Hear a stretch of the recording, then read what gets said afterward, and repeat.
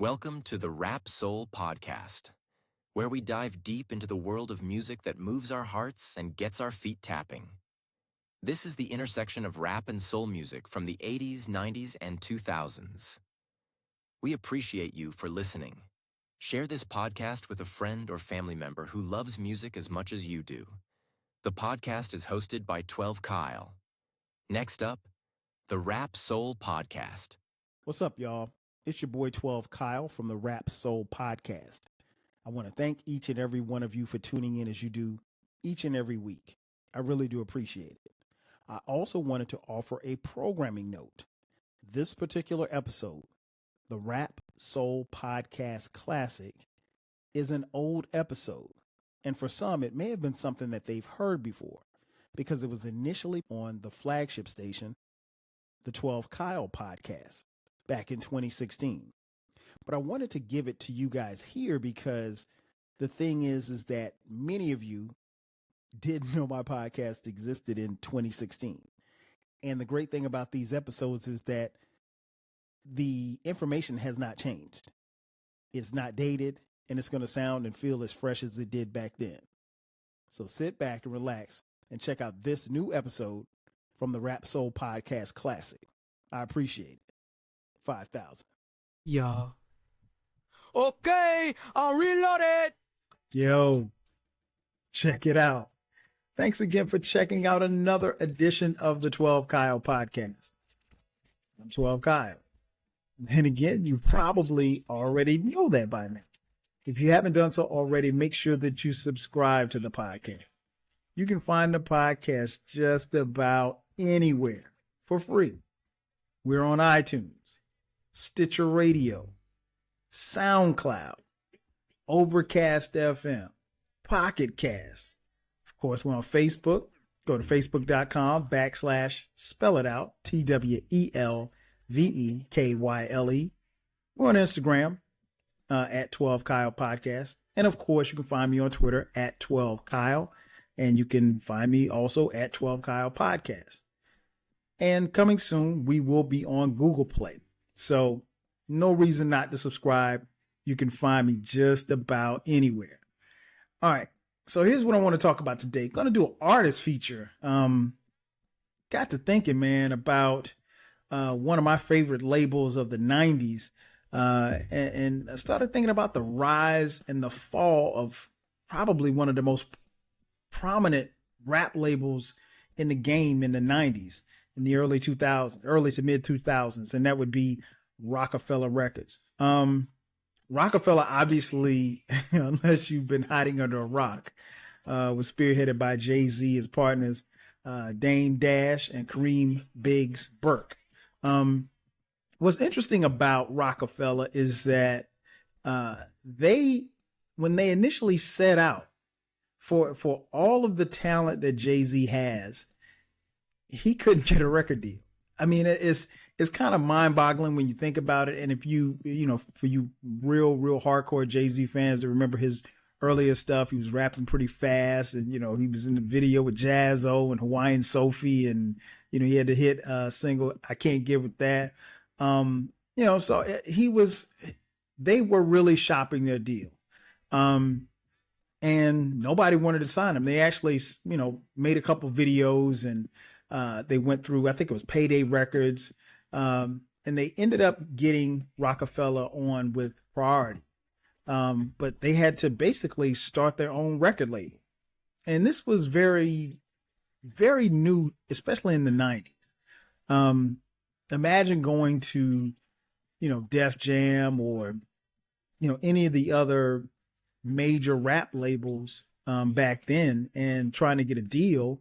And they say, well, no, you're not good enough. So that's mind boggling in and of itself. The fact that, they could not get a record label. I remember the first time that I heard Jay-Z and heard of Rockefeller, it was actually, it was the Dead Presidents. I want to say it was the B-side. And he had the lyric in the song Dead Presidents. He said, part, and I'm still spending money from '88. And I was like, wait a minute, that's kind of clever. And so like for me, like I'm always big on lyrics, and it's always every time, like the first time that I hear a song, I need to hear one or two lyrics that's gonna hook me. Well, that little lyric right there hooked me. So I was like, who is this dude? So I'm watching the video. I never forget, I was watching the video, and they seemed kind of, Jay-Z seemed kind of flashy or whatever in the video, and the video didn't look like anything, that we were kind of used to seeing. And he's out there rhyming, and he's got the backdrop of the World Trade Center in the background, and he's talking about hustling, and I'm like, okay, this is different. And keep in mind now, this was now for me, I saw this before the smash Ain't No. So once Ain't No dropped, I mean, it was pretty much a wrap. I mean, that was a huge hit, obviously. Ain't No was a smash for Jay-Z. Obviously featured Foxy Brown. Personally, off the Reasonable Doubt album, that's like my least favorite track. I'll get into Reasonable Doubt in just a second, but that was really the start for me as far as like my introduction to Jay-Z and Rockefeller. The interesting thing that a lot of people don't know, I mean, Jay-Z fans know this, but the interesting thing about the record label itself was that Reasonable Doubt, Jay-Z's first album, was supposed to be his first and last album. Like, he had no intentions on being the artist on the label. He was the only artist at the time that they launched, but I don't know if he planned to just be an executive or what have you, or what he planned to do. And then, looking and listening at his story, I don't really know that. I mean, they had a plan, but they didn't have a plan. When I say they had a plan, I don't necessarily know if they had a plan for Jay-Z. I think they had a plan as a label, but they didn't necessarily have a plan for Jay-Z, because he drops Reasonable Doubt in 1996. And, the album is critically acclaimed. Now, I'll be the first to admit, when the first time I heard Reasonable Doubt, I didn't particularly care for it. It dropped in 96, and I'm not going to get into Reasonable Doubt because there will be a Reasonable Doubt podcast. As you know, this year we're celebrating the 20-year anniversary of some classic albums that dropped in 1996, and Reasonable Doubt is one of them. So that podcast will be dropping in June to coincide with the 20-year anniversary of the podcast. But nevertheless, I think, it was Reasonable Doubt. The first time I heard it, I didn't particularly care for it. And then I listened to it, and then I just fell in love with the album. But Reasonable Doubt really kind of took off, and subsequently Jay-Z took off, and the label grew. And what I want to talk about today on the podcast, just give a little synopsis of some of the artists that was on Rockefeller. We're going to talk about, what went wrong. It was the rise and the fall of Rockefeller Records. Also want to talk about some artists that either didn't get on the label that I thought should have been on the label, and some that were on the label that never dropped an album. So first artist I think that you have to mention on the label is my man Memphis Bleek. Now, before you start laughing, Memphis Bleek is obviously Jay-Z's homeboy. The first time I heard him was on Reasonable Doubt. I believe it was Coming of Age. Bleek in the streets, I think, as far as hip hop fans, catches a lot of flack. There's the Jay-Z line where he said Bleek, will be one, he's one hit away or something like that. And that, in the streets, that phrase is kind of dog Bleek. Here's my take on Memphis Bleek. I think Memphis Bleek is decent. I think, he doesn't blow you away as far as his rhyming. He dropped, quite a few albums on Rockefeller. He doesn't blow you away, but now I will say this much: I don't understand how it actually works, but for some reason, when you get Bleek on a track with Jay, when you get him on a track with Freeway, when you get him on a track with Beans, he does more than hold his own. In fact, when Bleek is on a track with someone else, I think he's solid. I think he's a solid MC. I mean, he's no threat to Rakim or KRS-One, but I think he's solid, man. And I think, he catches a lot of flack, and I don't think all of it is, deserved.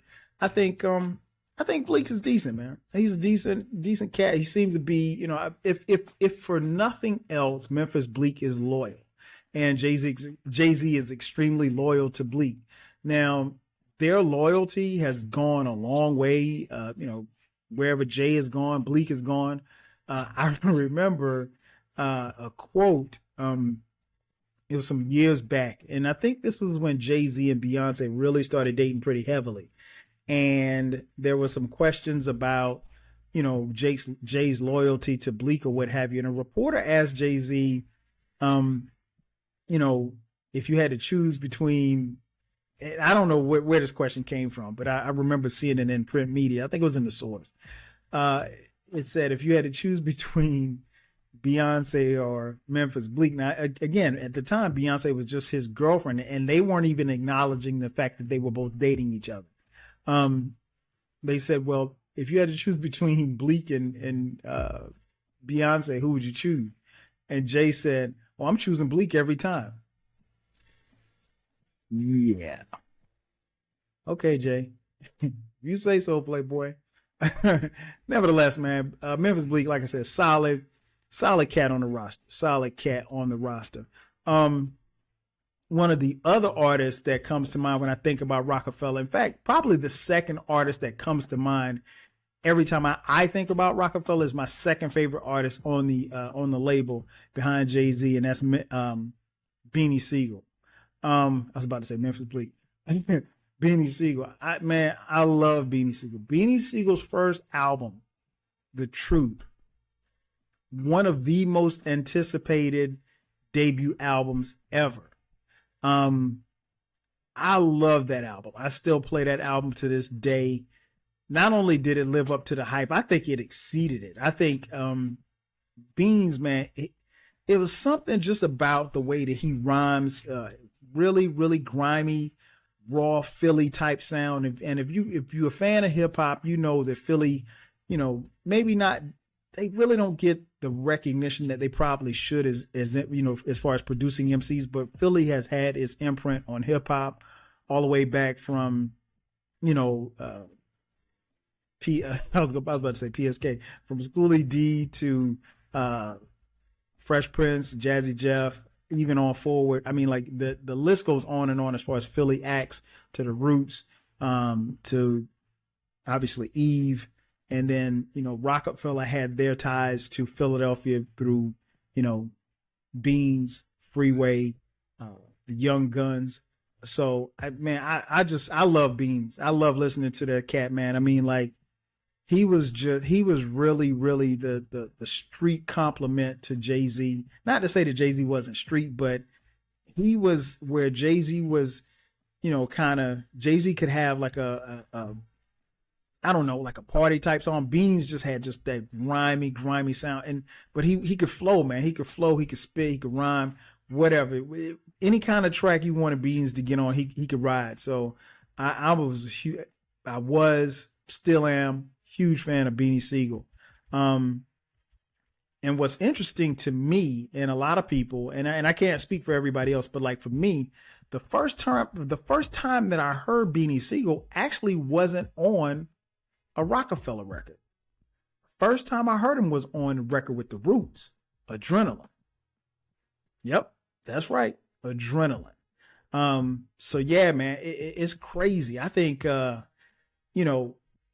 Beans was one of those guys that I think, I'm not sure why he never really blew. And I mean, don't get me wrong, he was a huge artist, but I think like commercially, he never really took off. And I mean, obviously, if you're familiar with his story, he had legal problems, in and out of jail, that type of stuff. But man, in fact, his second album was dope too. I'm a huge fan of Beanie Sigel. Anytime Beans dropped something, we were copping it. And I mean, like anytime he was on a mixtape, we were copping it. Anytime he was freestyling, doing anything, we were copping it. So definitely one of my other favorite artists at Rockefeller.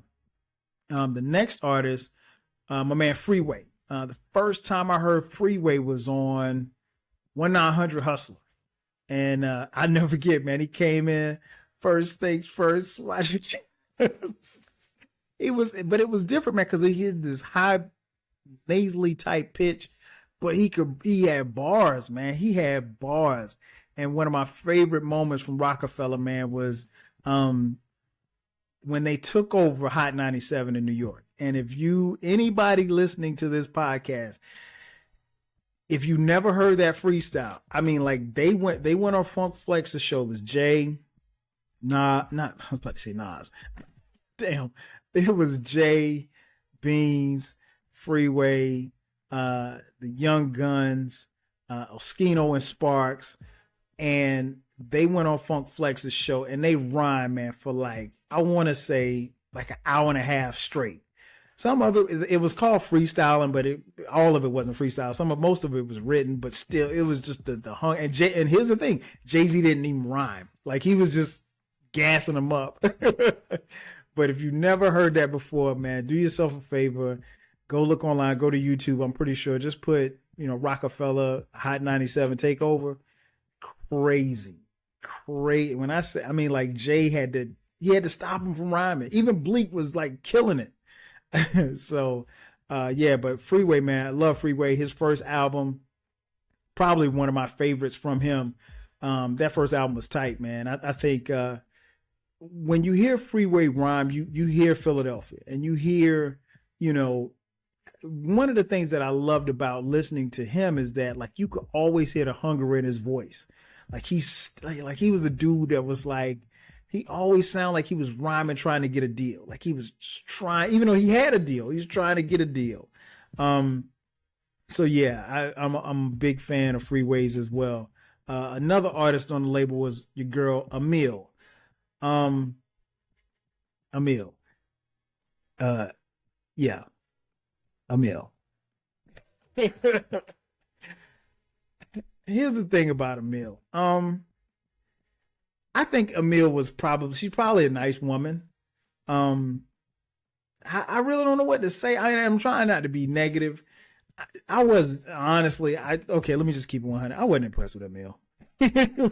I just wasn't. I don't understand how or why she got on the label. And that's not to say that she was terrible. But nah, I mean, she tried. I'll give her, you know what? Props to Emil for trying. She tried. I wasn't like a fan, and I'm not, if somebody's whack, I'll tell them they're whack, and I'm not saying that she was whack. I just wasn't a fan. Let's just put it like that. I'm not hating anything like that. I just wasn't a fan of what she brought to the table for the label. She did, by the way, have a song with Beyonce, which I didn't find out until about a year ago. Shout out to homie Eclectic. He told me that. Did not know that. And I'm pretty sure that some of you are listening like, huh? She did? Yeah. She had a song with Beyonce, which is kind of interesting because obviously when Emil came onto the label, there were rumors about the fact that she and Jay-Z were dating. Now that was never confirmed. I don't know. I wish her the best. Another member of the Rockefeller family was my man DJ Clue. Man, what would the 90s be without a guy like Clue screaming on your mixtapes, dropping? And what was so dope about Clue, first and foremost, Clue came from the mixtape era. You know what I'm saying? And what I mean by mixtape, the blend tapes. And here's the thing about those mixtapes and blend tapes that Clue and those guys would make was that like it was really exclusive stuff. It wasn't stuff off people's albums. It wasn't, remixes of the remixes. It was genuinely like if you got a Jay-Z verse on a Clue mixtape, then it was a verse that you would never hear anywhere else. Love Clue, man. Just hearing him yell all over the tracks was always funny. Always, anytime I hear DJ Clue's voice, it takes me back to the mid 90s when I was in college and listening to DJ Clue tapes. And so he was on the label as well. And I think, Clue had a couple of albums. Of course, now he's not rapping or anything like that, but I mean, his compilation albums were good as well. And nobody makes those kind of albums anymore. I thought that was a very slept on concept where you would have a guy like DJ Clue and he's producing these songs, or he's, doing a compilation basically, and the label is releasing it as a compilation CD and it's featuring DJ Clue. It sounds like a mixtape. It looks like a mixtape, but it's an actual album. And Clue was, he was ahead of the game on that. Now, as the years passed, the roster got a little bigger. They signed, Rockefeller signed, a couple more artists, a few that I will name. Obviously, I mentioned the Young Guns, young cats out of Philly, Chris and Neef. Man, love those dudes, man. I love their energy, man. They always seemed really, really energetic when it came time to rhyme. Like they were just down for it. And I remember the first time that I heard them was on that Hot 97 takeover. And I was like, yo, these dudes gonna blow. And, they never really got a chance to really, really shine like they probably should have, but I thought they were dope. Cameron, another artist that came to Rockefeller. Cameron, obviously his ties with Big and his ties with not Big, but Biggs, Kareem Biggs, Burke, and Dame Dash, because they're from Harlem. They're all from Harlem. I think Dame and Cameron's relationship, was the reason why Cameron ended up on the label. But if you're a fan of Cameron, then you know what he brings to the table as far as, rhyming, and you know what he brings to the table as far as flamboyancy and what have you like that. And then subsequently when Cameron came, rest of the Dipset, Joel Santana came. So that was interesting in and of itself, because from the outside looking in, it looked like Cameron was coming in, and Cameron didn't necessarily mesh with Jay-Z. He didn't necessarily have to, but he was Dame's man. So you know how it is. If your man's is cool, then you bring on your man's mans. I know that doesn't make any sense, but it does. Nevertheless, man, so Cameron came. I'm cool on Cameron. I'm not like, a huge fan. I thought he was decent. Some people really, really love Cameron. I'm not one of them. I don't hate him. If he's got a nice track, I might listen. I'm not just, he never did anything that just kind of blew me away. But the first album that he dropped on the label was tight. I think I did get that album. But, like I said, I think he ended up there primarily because of his relationship with Dame. If, Cameron doesn't, and I think that was the Come Home With Me album. If he doesn't have that relationship with Dame, then he probably never makes it to Rockefeller. Jadakiss actually dropped an album on Rockefeller right towards the end of the label, The Last Kiss. That was interesting in and of itself because, having Jadakiss on the label definitely solidifies, the label, definitely solidifies Jadakiss. Not that he needed to be solidified, because you already knew what he did when he was on Bad Boy. But that was something I think was just one step. The label was going through a lot of transition at the time. So, it didn't really pop like the way that it should have. And last but not least, as far as, artists that were on the label, guy out of Chicago, producer, rapper, kid by the name of Kanye West. What can I say, man? Kanye is probably, as far as, I'd probably say for me, Kanye was probably third on the label. Not as far as talent, but as far as like, if I had to rank him as far as just lyrical, how I liked him at the time. But producing wise, Kanye was incredible. His sped up samples that he used early on, he really blessed Jay-Z, and not just Jay-Z, but the whole record label with some crazy beats. And then I think people really were surprised because they initially signed Kanye because of his beat making ability. They had no idea that he could rhyme. And he drops College Dropout. The rest is history, man. I mean, that by far is one of the best albums to ever come out on Rockefeller. And you could make a case that it's right up there, probably in the top 5, top 3. as far as albums that come out on Rockefeller, and that includes Jay-Z's releases on Rockefeller. Love Kanye, man. Still love Kanye. I'm not as big a fan of Kanye now as I used to be, but the Rockefeller Kanye, man, he was cold. He was, and it's not to say that Kanye's not cold now. Kanye's just different now. I mean, like, he's doing different things. You know, his music, I don't think is as put together as it was before. He's gotten better. He's a much bigger star. I mean, you can make a case that he's just as big a star, you know, globally as, well, I don't know if he's just as, well, he may be just as big as, he may be bigger than Jay-Z. It depends on who you ask. But he's still making music. So, you know, and I think at the end of the day, Kanye enjoys making music. And I think as long as he enjoys making music, I think people still will get something from it. Personally, you know, I can't really get into what he's doing right now. I listened to The Life of Pablo, so okay. You know, it's okay. It blew me away. It's okay.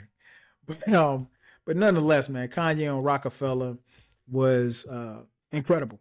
And again, that was another find that, you know, that they weren't necessarily anticipating that they got. And, you know, he was a gem. He was a gem for the label. So now you ask, that was the rise. What happened to the fall? What happened to Rockefeller Records? Tell you what, let's take a quick commercial break. We'll come right back and I'll tell you what happened. I don't know if that's right. I know that you grew up in a district where drug dealing was quite normal. Yeah. And you became a drug dealer yourself. Yeah. Very young. Yeah. I grew up in around the 80s, right? Around in Marcy Projects in Brooklyn, which is really tough neighborhood. And that was like, for the first time, we had our whole neighborhood got hit with a big crack epidemic. No one had never seen anything like this. And so I grew up in the middle of a time where there were young guys, 15, 16 years old, with Uzi machine guns in the project. So imagine this, like normal day, kids outside playing double dutch and ice cream truck going by, and then guys come running by shooting. Like that would happen in my projects, you know. So, you know, it forces you to grow up really fast, and it's kind of sad because it robs you of your innocence, you know. As a kid, a child should be able to just. Can you remember your first drug deal?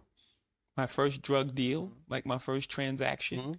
No, I can't. It's a long time ago. Not on TV. I'll tell you later. And just like that, we're back. At the top, I mentioned the rise. Talked about some of the artists on Rockefeller. I mean, not only were they making multi-million-dollar albums, they had all of these tours and everything. I mean, like, the wave of success was riding high, and Jay-Z was on it. They also had Rockefeller Films, which produced movies like Streets is Watching in 1998, Backstage, State Property, Paid in Full, Paper Soldiers, which I thought was awful. Death of a Dynasty, Jay-Z's movie Fade to Black, which, you know, kind of premiered his retirement. State Property 2, just to name a few. So, I mean, like, everything was going so well. And then things weren't going so well. Now, here's the thing. If you want to know who people blame, it really just depends on who you ask when you ask about the fall of Rockefeller. Some people are going to say Jay-Z. Some people will say Dame. I think it's a little bit of both. You know, depending on who you ask. Jay-Z in the mid 2000s, he became less and less, you know, on the scene as far as Rockefeller was concerned. Everybody knew that Dame handled the business side of it. Not to say that Jay-Z wasn't a businessman, but you know, Dame was that pit bull for the label. And, you know, subsequently he did some things. He signed some artists, like I said, like I mentioned, Cameron, ODB, just to name a few. And I'm not really here to say that those signings were against, you know, Jay's wishes, but I think the proverbial straw broke the camel's back when Jay-Z allegedly was out of town. I think he was like in San Tropez or something like that. And Dame Dash was on the radio in New York City saying that he was naming Cameron the president of Rockefeller. Now, at the time, Jay-Z was sort of transitioning into the vacant spot of president at Def Jam. Def Jam had the joint venture with Rockefeller. So, you know, Rockefeller was its own label, but they had a 50-50 joint venture with Def Jam. Subsequently, I think that move of Dame even mentioning Cameron being the president of Rockefeller, I think that rubbed Jay the wrong way. Now, you know, to this day and to their credit, they really have not aired out what really happened. Jay's given his side, Dame's given his side. And I think if you listen to both of them talk, you have to kind of figure out who do you want to believe, because the truth is somewhere in the middle. Nonetheless, I'm pretty sure Jay was like, nah, man, you're not going to name him the president, not when Bleak has been here all these years. We got to give Bleak a job. But nonetheless, basically they fell out, and, you know, they tried to keep things on a business tip, and they tried to keep the friendship going. And it just, to me, on the outside looking in as a fan, it looked like they were going in two different directions. Ultimately, Jay-Z took the president's job at Def Jam and ended up buying out Biggs and Dame Dash. So not only was he over Def Jam, but at that point, he actually owned Rockefeller.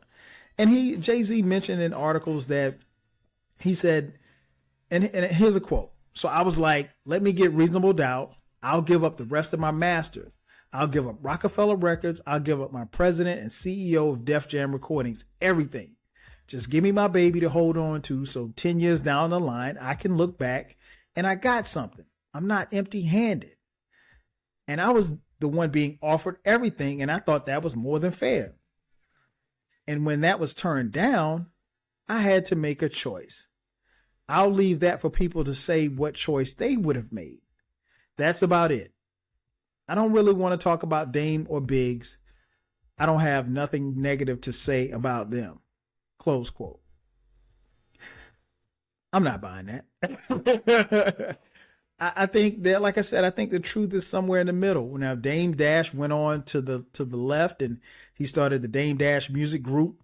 And subsequently, as I mentioned earlier, what happened was when Jay and Dame split, their roster was split as well. So artists had to figure out, am I going to roll with Jay? Am I going to roll with Dame? You know, some were contractually still bound to, you know, Rockefeller. So they had to make a choice. I think the guy that really got caught, the biggest artist that got caught in the crossfire was Kanye. I think Kanye deep down wanted to roll with Dame, but Kanye's not crazy. He knew where Def Jam was going. He knew where, you know, Rockefeller was going with under Jay-Z's leadership. So he rolled with Jay. You know, same for Beans. Beans was, you know, his legal problems were really mounting. So he was stuck. Freeway was stuck. And it's almost like everybody on the label was, well, we knew Bleak was going with Jay. You know what I mean? Like, that was a given, right? So it went south. And it seemed like it went south really fast. And Jay-Z ultimately, you know, took control of Def Jam, and subsequently a few years later ended up leaving Def Jam. So, you know, and he, you know, went on to start his own little thing. So, you know, Rockefeller Records is no more. And it's, as a fan, it's sad. And then more importantly to me, I think, you know, they lost a friendship. And to their credit, they don't, at least I haven't heard them bash each other publicly. And this has been, you know, almost 10 years now that they've gone their separate ways. So I give Jay and Dame both credit for that. They haven't let whatever ill will that they may have towards each other spill into magazines or radios for ratings or anything like that. It's unfortunate. I think one of the other things that was really sad about the label was that there were some artists that I think that should have been on the label, and there was a few that were on the label that never got an album to drop. first artist that come to mind that was not on the label was Foxy Brown. To this day, I still don't understand why Foxy never was signed to Rockefeller. Now, she was subsequently signed to Def Jam, and she released her album under the Def Jam umbrella. But she was, and so she worked with Jay-Z, obviously, and she'd been working with Jay-Z since she was like 15, 16 years old. And they have a friendship or relationship or situationship. I don't know what you want to call it. But they are cool, and or at least they were cool. I don't know how cool they are now, but I'm assuming that they're still cool. So, anyway, yeah, so it's like, I think Foxy would have been perfect for Rockefeller. So it's like, you don't sign Foxy, but you sign Emil. Yeah. Okay. All right. If you say so, that's mind-boggling to me. I mean, I think Foxy would have been perfect for the label. Nonetheless, Emil was signed, and the rest is history. So I never really understood that. Never understood why Sauce Money never made it to the label. Sauce Money obviously appeared on Reasonable Doubt. He did production. I think he helped with production on Jay-Z's second album, Volume 1. Good friend of Jay-Z's. I don't know why he never made the label. I never signed with the label. I don't even know what Sauce Money's doing right now. But I hope he's doing well. So, those are kind of disappointing. One artist in particular that stands out to me that was on the label and never had an album drop, the Mash Out Posse. That's right, M.O.P. Man, I love M.O.P. And M.O.P. signs to Rockefeller, and they never drop an album on Rockefeller. I don't understand why. And I understand why. I mean, like, they got, when they signed with Rockefeller, that's when this whole split thing was happening. So, they never got a chance to really, really shine. And now, to be honest, M.O.P. is really too hardcore for a commercial, the commercial and the poppy songs and stuff like that. I mean, like, their biggest song is Annie Up, and that's about jacking people. So you take it for what it's worth. But I love M.O.P., man. I love their style. I love that sound. I love the way they get down. But they just never made a record on Rockefeller. Would it have helped Rockefeller? Probably not, but I think it would have helped their careers. So it just never happened, and that's unfortunate. I would have liked to have seen, more albums from Jadakiss, but again, he got caught in the mix. He got caught in the mix, and what could he do? So yeah, those are a couple of artists, man. I think that, I would have really loved to have seen them shine together. I would have loved to have seen Rockefeller, ride this thing out. And it's no knock on what Jay-Z has done, with Tidal and all of these other things that he's done. But it's, as a fan, it's a little bittersweet to look at a Rockefeller, or to look at Jay-Z and see him, with Beyonce and Little Blue Ivy. And, you just, for so many years, man, all we saw was Dame. Like, we don't even see Bleak anymore. But, I guess you get married, have a kid. I guess you got to move on. I don't know. But it seemed to me like, just like I said, from the outside looking in, Jay-Z and Dame Dash had more than just a business relationship. They seemed to be boys. And, Jay-Z is the godfather of Dame's son. So, I don't think when you name somebody your godfather, I don't think, I think those are important people in your life. And it's unfortunate that Rockefeller, rose to the top and fell. Crashed and burned in the worst way. What will become of the people who are on this label? Well, you can see for yourself. Of all the people that I've named, who's popping right now? Not a lot. Safe to say, Kanye is probably the biggest Rockefeller.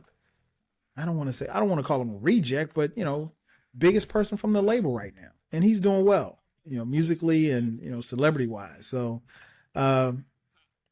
again, as a fan, it's a little bittersweet. I can't lie. I wanted to see Rockefeller take it all away, but nonetheless, they made some great music. And I think that in and of itself, at the worst case, is something that we all can celebrate. That's going to do it for me. Thanks again for checking out another edition of the 12 Kyle podcast. I'm 12 Kyle. I'll holler at you next time. 5,000. Thank you for listening. This concludes the episode. Be sure to subscribe to the Rap Soul podcast. You can find the podcast wherever you get your podcasts. Follow the podcast on social media. And feel free to continue this discussion on our Reddit page. More importantly, share this podcast with a friend or family member who loves music as much as you do. Until next time, 5,000.